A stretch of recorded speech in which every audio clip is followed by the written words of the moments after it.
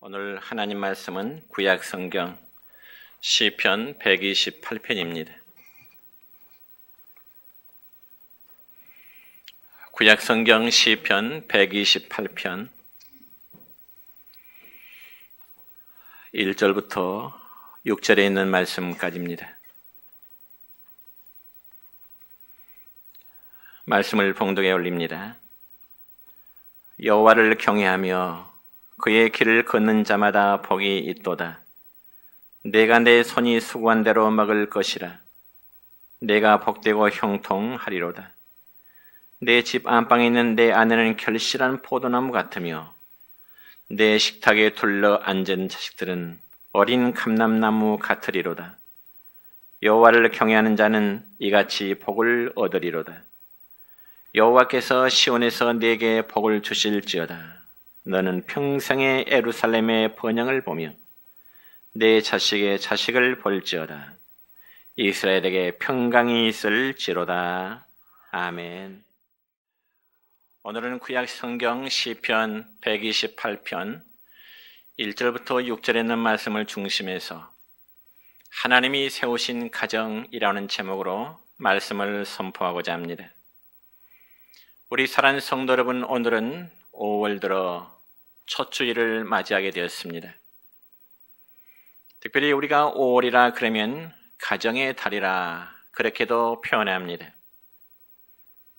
그러면 왜 1년 12달 가운데 5월을 가정의 달로 정했을까?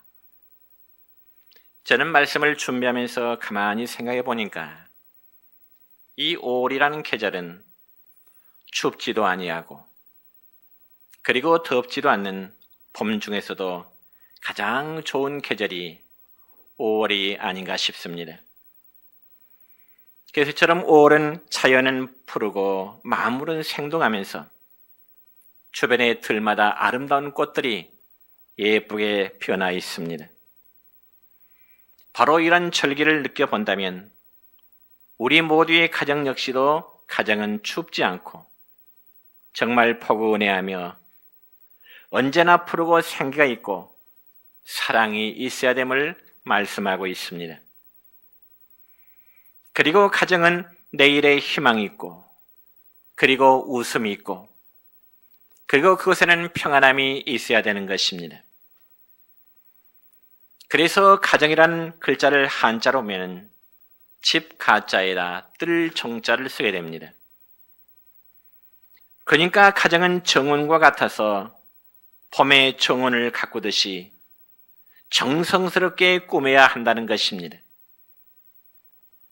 예를 들어 우리가 어떤 집에 들어가 볼 때 화단이라든지 혹은 정원이 잘 가꾸어져 있는지 보면 뭔가 포근한 느낌, 뭔가 사랑이 넘치는 그런 느낌을 갖게 됩니다. 그렇다면 우리 모두의 가정이 아름답고 행복한 가정을 이루기 위해서는 과연 어떻게 해야 될까요? 이 점에서 오늘 본문의 말씀인 시편 128편에서는 아름다운 가정에 대해서 말씀을 하고 있는데 한마디로 하나님을 경외하는 가정이 복된 가정임을 말씀하고 있습니다. 그러면 하나님을 경외하는 가정이란 과연 어떤 가정일까요? 쉽게 표현하자면 예수님을 닮는 가정이 바로 하나님을 경외하는 가정이라고 말할 수 있습니다. 그렇다면 과연 가정이란 우리에게 또한 어떠한 의미가 있을까요? 첫째는 가정의 중요성이라는 문제인데 여러분 우리가 어떤 문제를 토론하고자 할 때 제일 중요한 주제는 처음 아니면 맨 나중에 거론하게 됩니다. 그러니까 창세기 1장부터 말씀을 보면 하나님은 우주 만물을 창조하실 때 제일 먼저 빛을 창조하셨고 그리고 맨 나중에는 사람을 창조하시면서 가정의 제도를 이루셨던 것입니다. 그래서 하나님께서는 모든 자연 환경을 아름답게 지으시고 그리고 모든 것을 완벽하게 준비하신 다음에 사람들에게 가정을 이루어 주신 것입니다. 그리고 사람들로 하여금 가정을 중요하게 여기도록 하시고 오로지 가정 안에서만 행복을 누리도록 하신 것입니다. 그래서 하나님이 세우신 가정은 역사 창조의 가장 작은 기본 단위입니다. 그리고 우리 모두의 가정은 바로 교회의 출발이요 생명 역사의 출발이라고 말할 수가 있습니다. 바로 이러한 사실을 볼 때 우리의 기독교는 가정의 종교라고 표현해도 과다한 표현은 아닐 것입니다.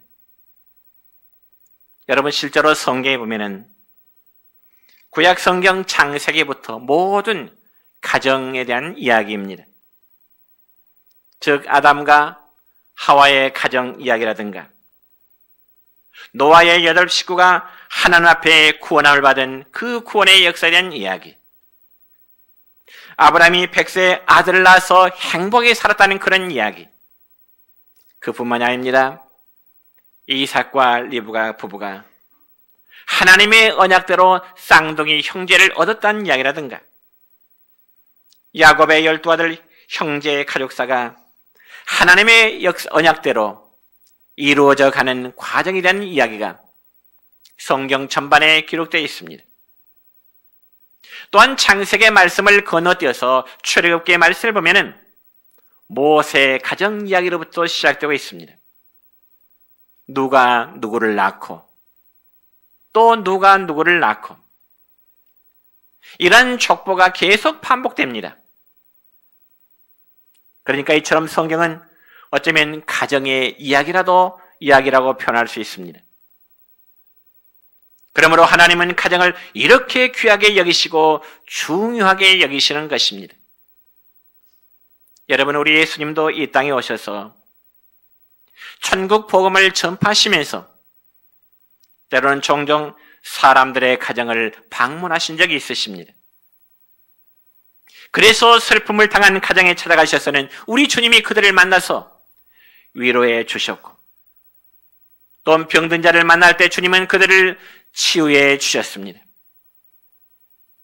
특별히 마가복음 1장의 말씀을 보면은 예수님은 사랑하는 제자 베드로의 장모가 열병으로 누워있을 때 주님은 그 집에 찾아가 즉 신방을 가셔서 장모를 고치신 사건이 있는가 하면, 또한 누가복음 19장의 말씀에 보면 우리 주님이 당시의 죄인이었던 모든 사람들로부터 멸시와 그리고 조롱의 대상이었던 삭개오의 집을 방문하셔서 그 가정에 구원함에 이르렀다고 하는 구원을 선포하신 내용이 기록되어 있습니다. 그렇지만 여러분이요, 예수님은 하나님을 떠난 죄인의 모습을, 그리고 교회를 등진 모든 사람의 모습을 마치 가정을 떠난 탕자의 비유로 말씀하고 있습니다. 여러분, 신약성경 가운데 누가복음 15장의 말씀을 보면 탕자는 가정을 떠나서 다른 곳에 가서 자유롭게 살면은, 홀로서 생활하면은 정말 행복할 것 같았지만은 생각처럼 홀로 생활하는 그 삶이 그에게는 행복을 안겨다 주지를 않았습니다. 왜냐하면 가정보다 더 좋고 행복한 것은 이 세상에 그 어디도 없기 때문에 그렇습니다. 어느 민족 어떤 사람일지라도 가정을 떠나서는 결코 행복을 이룰 수가 없는 것입니다. 여러분, 책에서 보니까 이런 그리스도 소개하고자 합니다. 이 세상에서 가장 아름다운 것 3가지가 있는데, 첫째는 활짝 핀 꽃이요, 둘째는 아기의 웃음소리요, 셋째는 어머니의 사랑이라는 그런 글이 있었습니다. 굉장히 의미 있는 글이라 생각되었습니다. 그리고 여러분이요, 땅에 살고 있는 모든 사람들에게 가장 큰 소망이 무엇이냐고 하면 하나같이 답변하기를 우리의 가정이 행복한 가정 되기를 원하는 것이 모든 사람들의 일관적인 소망이었습니다. 그렇습니다, 여러분이요. 그러나 여러분, 행복한 가정은 그냥 자연스럽게 이루어진 것이 결코 아닙니다. 이는 마치 어떤 종원사가 종원의 나무를 아름답게 다듬어가는 그런 노력이 필요하듯이 가정의 행복도 역시 서로의 노력이 있어야만 되는 것입니다. 다시 말씀드려서 남녀가 결혼해서 가정을 이루었다고 해서 그 가정의 행복이 저절로 하늘에서 떨어지는 것이 아니라 서로의 노력이 있어야 된다는 말씀입니다. 저는 지금까지 목회하면서 결혼 주례를 여러 차례 했지만 행복은 결코 일방적으로 되는 것이 아니라, 행복은 결혼당에서 자연스럽게 찾아오는 것이 아니라 서로의 노력이 필요한 것을 신랑 신부에게 강조한 적이 있습니다. 그렇습니다. 사랑하는 성도 여러분이요, 행복은 절대적으로 서로의 노력이 필요합니다. 그래서 가정이란 내가 언제라도 가고 싶을 때 갈 수 있는 그 공간이 되고, 가정은 언제라도 나를 반겨줄 수 있는 그런 사람이 있을 때 행복한 가정이 될 수 있는 것입니다.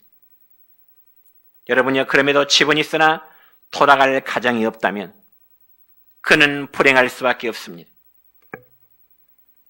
저는 몇 나라 여행을 다녀보았지만은 여행을 다녀보면서 공통적인 사실은 사람이 저녁이 되면 다 자기 집으로 돌아간다고 하는 것입니다. 그렇지만 사회가 복잡하고 가정이 행복하지 못할수록 사람들이 가정으로 돌아가지 아니하고 길거리에서 방황하게 됩니다. 그런데 우리나라가 그런 경우에 많습니다. 저녁이 되면 집에 돌아가지 않고 길거리에서 헤매는 사람들이 너무나 많습니다. 그들이 찾아간 곳이 어딜까요? 바로 술집입니다. 여러분, 전 세계적으로 우리나라처럼 술집이 많은 곳은 없다고 합니다. 여러분, 가정의 피해는 술집으로부터 온다고 해도 결코 지나친 표현은 아닐 것입니다. 그리고 술집이 많을수록 가정은 불행할 수밖에 없습니다. 왜냐하면 술집은 사람들에게 시간과 돈을 빼앗아가기 때문에 그렇습니다. 그리고 술집에 가는 사람이 많으면 많을수록 그만큼 우리의 사회는 부패할 수밖에 없습니다. 그래서 성경에 보면은 에베소 5장 18절의 말씀은 이런 말씀이 있습니다. 술을 취하지 말라. 이는 방탕한 것이니 오직 성령의 충만함을 받으라. 여러분이 이 말씀을 관심 있게 마음에 새기시기 바랍니다. 술 취하지 말라고 하니까 어느 정도 적당하게만 먹으면 된다는 그런 의미가 아닙니다. 이는 아예 술을 보지 말고 술을 마시지 말라고 하는 의미입니다. 여러분, 구약성경 잠언서 23장 31절의 말씀을 보면 이런 말씀이 있습니다. 시작. 포도주는 잔에서 붉고 번쩍이며 순하게 내려가나니 너는 그것을 보지도 말지어다. 아멘. 여러분, 죄라고 하는 것은 술을 가까이 함으로 인해서 생기는 경우가 참 많습니다. 왜냐하면 성경에 말씀하듯이 술 취하면 곧 방탕함의 행위이기 때문에 그렇습니다. 그리고 방탕하면 결국 가정도 무너질 수밖에 없습니다. 그렇기 때문에 우리 성도들의 가정은 성령께서 거하시는 거룩한 집이 되어야지 마귀가 지배하고 마귀가 역사하는 그런 집이 되어서는 결코 안 되는 것입니다. 그리고 이 세상이 복되고 즐겁게 살아가려면 가정의 중요성을 깊이 인식해야 됩니다. 가정에서 행복을 누리지 못한 사람은 가정 밖 어디서도 행복을 누릴 수가 없습니다. 그러므로 가정은 결코 돈으로 꾸미는 것이 아닙니다. 가정은 건물이 아닙니다. 그리고 가정은 화려한 가구가 아니요, 가정의 주인은 바로 사람인 것입니다. 아내요 남편이요, 부부여 그리고 사랑하는 자녀들의 관계가 모여진 것이 가정입니다.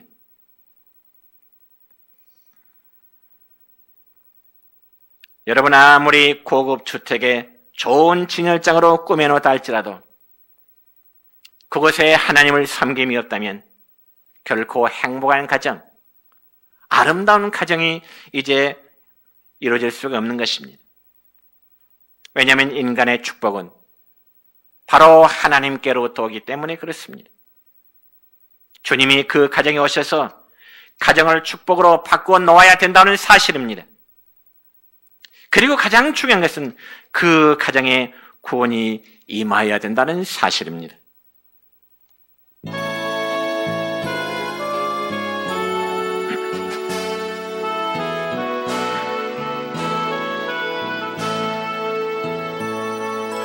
주의 도를 버리고 헛된 꿈을 쫓는 우리들, 고집과 교만한 마음을 용서하여 주소서. 하나님의 긍휼로 부끄러운 우리 삶을 덮어주소서. 우리의 소망, 우리의 구원 주께 간구합니다. 성령의 불로 나의 마음을 태워주소서. 성령의 불로 나의 영혼 새롭게 하소서. 심한 고난을 받아 살 소망까지 끊어지고 죽음과 같은 고통에서 주를 보게 하셨네. 용서받을 수 없는 나를 위해 십자가에 달리셨으니 주 사랑에서 그 어느 누구도 끊을 수는 없으리. 성령의 불로 나의 마음을 태워주소서. 성령의 불로 나의 영혼 새롭게 하소서.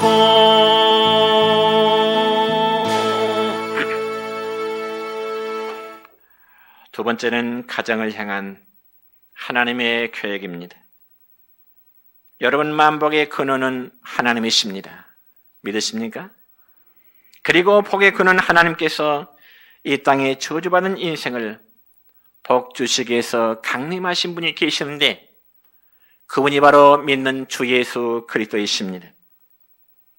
그러니까 모든 사람에게 복 중에 복이라면 예수 그리스도로 말미암아 구원함을 얻고 영생함에 이르는 자가 이 땅에 가장 복된 자임을 믿으시기 바랍니다.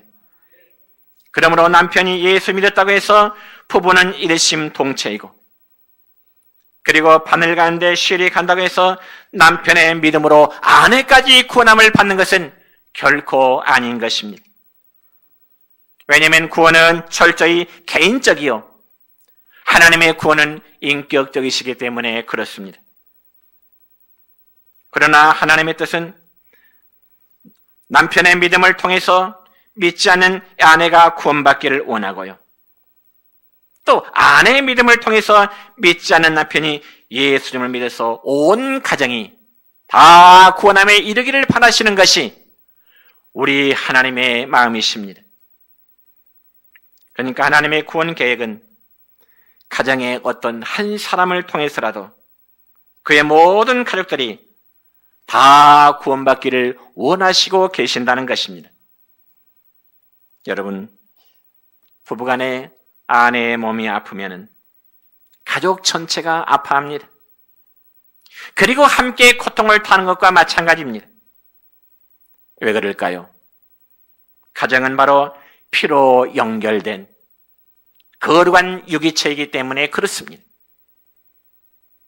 아내와 남편 간의 관계, 부모와 자식 간의 관계는 다 피로 연합된, 피로 연결된 하나의 유기체인 것입니다. 여러분 특별히 구약성경 창세기 6장 이하의 말씀을 보면은 하나님께서는 이 세상이 온통 부패하고 폐역하게 되었을 때 이 세상을 하나님께서 물로 심판하고자 하십니다. 그렇지만 하나님은 노아에게 은혜를 주셔서 물의 심판을 준비해서 노아야, 방주를 짓도록 해라. 그때 노아는 하나님의 말씀에 순종하여 방주를 짓게 됩니다. 그 결과 어떻게 됐을까요? 하나님을 경외하는 노아 한 사람의 신앙 영향력으로 인해서 그의 가족 8명이 다 함께 구원을 받을 수 있었던 것입니다. 그래서 신약성경 히브리서 11장 7절의 말씀을 보면은 노아의 믿음에 대해서 이렇게 말씀하고 있습니다. 시작. 믿음으로 노아는 아직 보이지 않는 일에 경고하심을 받아 경외함으로 방주를 준비하여 그 집을 구원하였으니 이로 말미암아 세상을 정죄하고 믿음을 따르는 의의 상속자가 되었느니라. 아멘. 그러니까 하나님께서는 노아의 믿음을 축복하셔서 그의 모든 가족 구성원들이 다 하나님의 물심판으로부터의 구원함을 받도록 하신 것입니다. 또한 하나님은 아브라함과 언약을 세우실 때도 아브라함 한 개인에게만 이제 약속하심이 아니라 그의 후손들과도 언약의 말씀을 주십니다. 바로 이 점에서 구약성경 창세기 17장 7절의 말씀 보면은 하나님은 아브라함에게 이런 언약의 말씀을 주십니다. 시작. 내가 내 언약을 나와 너 및 내 대대 후손 사이에 세워서 영원한 언약을 삼고 너와 내 후손의 하나님이 되리라. 아멘. 즉 이 말씀 역시 하나님께서 아브라함에게 주신 언약의 말씀은 그의 모든 가족 그리고 그의 모든 후손들에게까지라도 하나님이 주신 언약, 즉 약속의 말씀이십니다. 또한 창세기 19장의 말씀을 볼까요? 창세기 19장의 말씀을 보면 하나님이 소돔과 고모라 성을 멸망시키시기 위해서 하나님이 그 성을 불로 심판하시고자 하시면서 아브라함을 생각하사 조카인 롯을 그 소돔과 고모라 성에서 구원하시고자 하십니다. 아브라함 때문에 그 롯을 구원하시고자 하나님 계획하십니다. 그래서 하나님은 천사를 통해서 롯에게 이런 말씀을 주십니다. 무슨 말씀을 주실까요? 창세기 19장 12절의 말씀을 보니까 하나님은 천사를 통해서 롯에게 이런 말씀을 주십니다. 시작. 그 사람들이 롯에게 이르되 이 외에 내게 속한 자가 또 있느냐? 내 사이나 자녀나 성 중에 내게 속한 자들을 다 성 밖으로 이끌어내라. 아멘. 여러분 이 말씀 보면 하나님은 롯뿐만 아니라 롯의 가족까지도 다 구원해 주시기를 원하셨습니다. 그래서 하나님은 롯에게 소돔과 고모라 성에게 불로 심판하실 것을 예고하시면서 롯아, 너 혼자뿐만 아니라 네 사이나 네 자녀들이 그 성 안에 있거든 다 성 밖으로 이끌어내라. 여러분 이런 사실을 볼 때 하나님은 가정이 흐트러지고 가정이 깨어지는 것을 하나님은 결코 원하지 않으십니다. 그래서 하나님은 인간 관계의 가장 기초적인 단계인 가정에서 불행을 느끼며 상처받고 사탄의 종이 되어 나누어지는 것을 하나님은 원하지 않습니다. 그럼에도 불구하고 아브라함의 조카인 롯은 자기 장인의 말을 어떻게 받았을까요? 성경에 보니까 농담으로 여겼더라. 이 롯이 자기의 딸과 사위들에게 말했을 것입니다. 여보게, 하나님께서 천사를 통해서 이 성을 불로 멸하신다고 말씀하셨으니 빨리 떠나자고. 장인의 말을 든 롯의 사위는 그 장인의 말을 농담으로 여겼더라. 뿐만 아니라 롯의 아내는 천사를 통해서 전하신 하나님의 말씀을 불순종하는 결과 성경에 보니까 불소금 기둥이 되었더라 말씀하고 있습니다. 그러니까 롯은 결국 두 딸과만 구원을 받았으니 절반밖에 구원함을 받지 못한 거죠. 여러분, 이런 유형의 신앙을 가리켜서 짝다리 신앙이라 그렇게 표현합니다. 즉, 한 다리는 세상에 두고 한 다리는 교회에 두고. 여러분 각자의 믿음 한번 점검해 볼까요? 스스로가. 여러분의 한 다리는 교회에, 한 다리는 세상 문화에, 그러면서 하나님을 섬긴다고 말할 수 있을까요? 그러면서 하나님 나를 구원해 주세요, 자신 있게 구할 수 있을까요?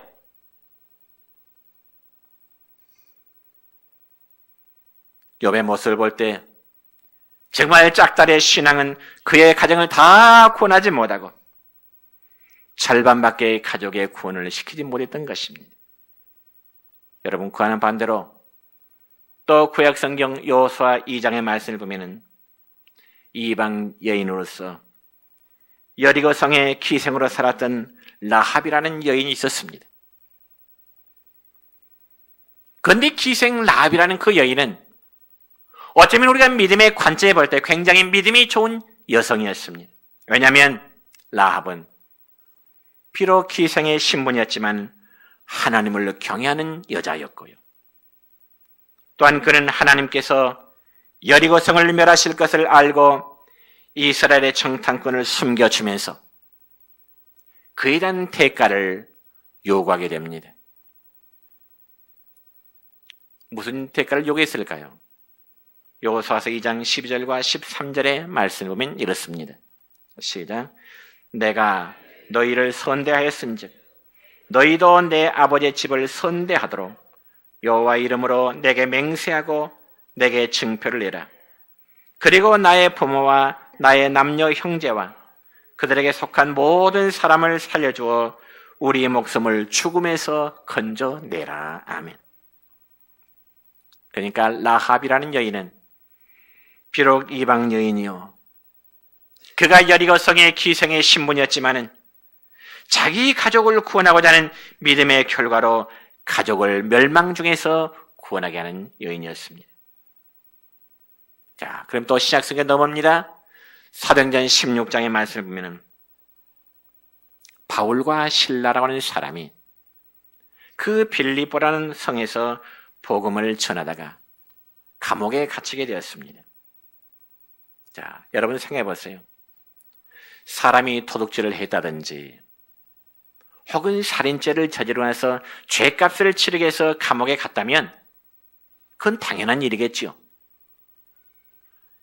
그렇지만 이 바울과 실라는 전도했다는 이유로 감옥에 갇히게 되는데, 바울과 실라가 감옥에 갇히게 될 때 발에는 마음대로 활동할 수 없도록 성경에 보니까 착고를 채웠더라 그랬습니다. 착고를 채워버렸더라. 그래서 이 착고라고 하면 두 개의 긴 나무 토막 틈에 구멍을 파서요, 그 죄인의 발목을 그 구멍에 넣은 뒤에 자물쇠로 채우는 그런 기구가 착고라 그렇게 말합니다. 전도했다는 죄 때문에 이 바울과 실라는 빌립보 감옥에서 여러분이 그림에 본 대로 발에 저 착고를 쳐서 감옥 생활하게 된 것입니다. 근데 얼마나 속상하고 억울한 일인가요, 여러분? 아마 보통 사람 같으면 앞으로 절대로 전도하지 않겠다는 각서라도 쓰면서 감옥 생활을 빠져나오겠죠. 그런데 바울과 실라는 그가 붙잡힌 밤중에 하나님께 기도하고 하나님께 찬송을 했더라고 성경에 기록됩니다. 그 결과 어떤 현상이 나타날까요? 성경 보니까 발에는 착고가 채이고 밤중에 하나님께 기도하고 하나님께 찬송한 결과 큰 지진이 일어나고 옥토가 움직이고 문이 다 열리고 매인 것이 풀어졌더라. 죄수가 감옥에서 기도하고 찬송한 결과 감옥 문이 열리고 창고가 풀려지고 옥토가 움직이는 지진의 현상이 나타날 때 감옥 문이 열리게 되었더라. 그러니 감옥을 지키는 간수가 차다 말고 옥문이 쫙 열린 것을 보고 깜짝 놀랄 수밖에 없습니다. 왜냐하면 이 감옥문이 다 열렸으니 갇혔던 죄수들이 다 도망한 줄로 생각을 했기 때문에 그렇습니다. 그래서 간수는 죄수들이 다 탈출해 버렸다는 그 책임의식 때문에 검을 빼어서 스스로 자결하려고 할 때, 스스로 목숨을 끊으려고 할 때, 사도행전 16장 28절을 보니까 이 바울이 간수에게 이렇게 말합니다. 시작. 바울이 크게 소리질러 이르되 네 몸을 상하지 말라. 우리가 다 여기 있노라. 우리가 지금 도망하지 않고 감옥에 그대로 있노라. 자결하지 말아라. 그러면서 바울이 간수에게 건네는 말이 있습니다. 그게 무엇인가니? 주 예수를 믿으라. 그리하면 시작. 그리하면 너와 내 집이 구원을 받으라. 대단하십니다. 주 예수를 믿으라. 그러면 너와 내 집이 구원을 받겠다고 하는 이 구원의 메시지를 전해주게 된 것입니다. 그래서 감옥을 지켰던 간수는 바울 일행을 자기의 집으로 초청하게 되고 바울을 통해서 복음을 전해 듣게 되고 그 가정이 다 예수를 믿고 세례받고 구원함을 받았다고 하는 역사가 있습니다. 여러분, 하나님께서는 각 가정에 대한 구원의 계획을 가지고 계시고 그 가정에서 한 알에 썩는 미래를 원하십니다. 그래서 요한복음 12장 24절에 보면 주님은 이런 말씀하시죠. 시작. 한 알의 밀이 땅에 떨어져 죽지 아니하면 한 알 그대로 있고 죽으면 많은 열매를 맺느니라. 아멘. 이제 말씀했습니다. 성도 여러분, 여러분은 여러분의 가정에서 어떠한 존재들이십니까? 하나님은 우리 내정교회에 나와서 이 말씀을 듣는 여러분들이 여러분의 가정에서 한 알에 썩어져가는 미랄 되기를 원하십니다. 그리고 여러분 개개인을 통해서 여러분의 가정이 복음으로 하나 되기를 하나님은 원하십니다. 가정의 달 5월을 맞이해서 우리 모든 성도들의 가정이 하나님의 축복이 여러분의 가정에 임하시기를 우리 주님의 이름으로 축원합니다.